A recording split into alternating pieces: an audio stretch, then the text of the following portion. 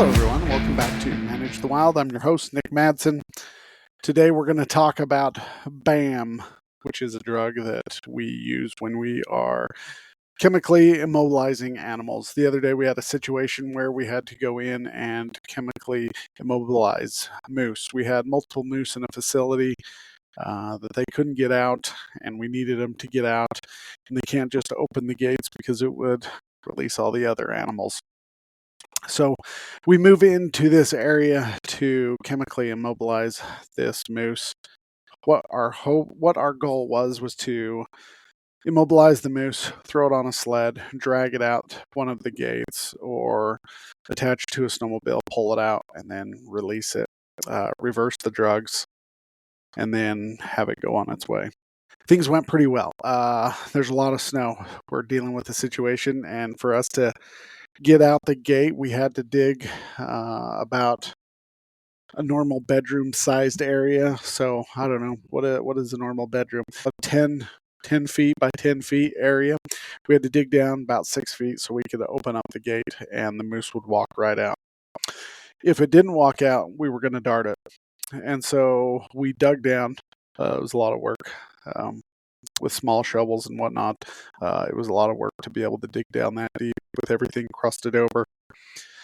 We got the gate open and we started to drive. We had people walking, driving the moose. I was up higher. And when it got to the gate and it passed the gate, then I would walk down slowly and it would walk back to where the fence is, drop down, go through the gate. That was the idea, but it did not. It started to come up at me. And so I got real big and real loud, and it laid its ears down, started walking towards me a little aggressive, like it wasn't going to be pushed away. So I took my shovel and I started whacking trees, turned it around. It went right to the gate where it was supposed to go through. Problem is, we didn't dig down deep enough that it could just walk down. It didn't want to jump down off the ledge. And so it turned away from the gate, took off running. The biologist made a dang good shot, hit it in the rump as it was running away. Boom. 1 o'clock, injection time. And you start watching your watch and counting down because you know it's going to take about 5 minutes. If the moose was a little amped up, maybe a little bit more. But we had the perfect amount of drug for what it was. We knew roughly how big they were.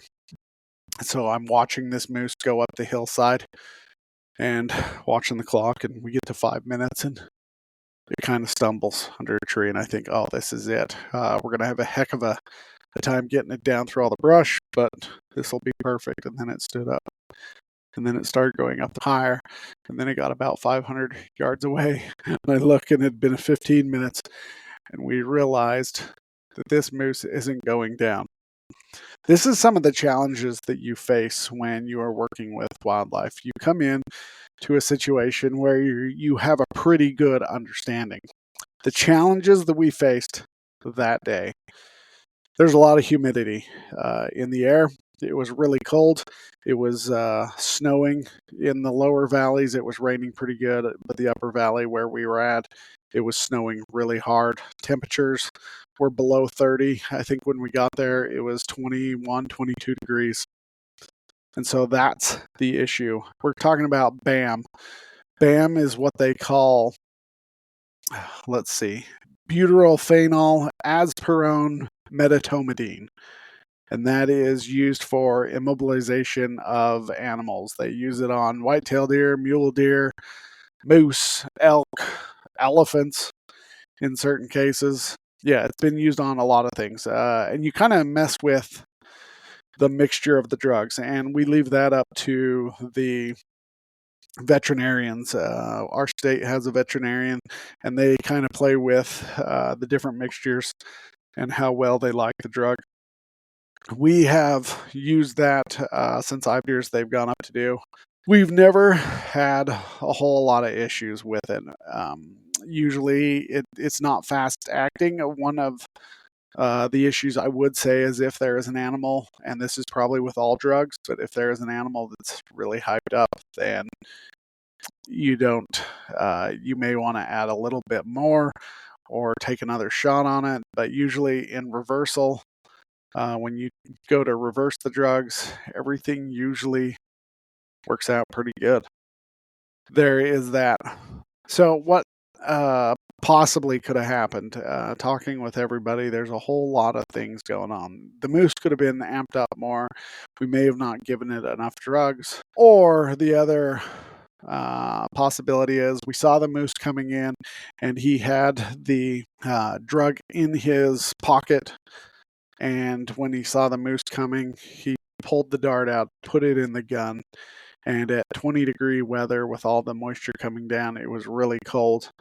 There's a possibility that the mixture got really thick inside the dart, and it didn't. When it hit the moose, it didn't inject. So we spent another 5-6 hours chasing this moose.